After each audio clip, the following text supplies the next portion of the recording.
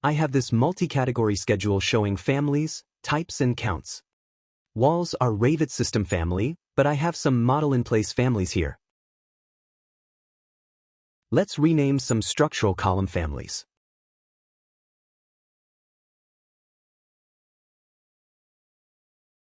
I'm going to prefix UB with my_.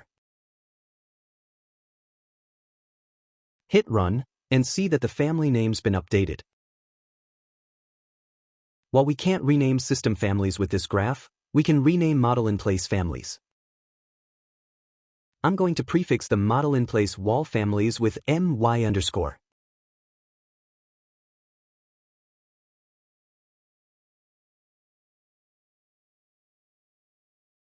Hit run, and see that the family name's been updated.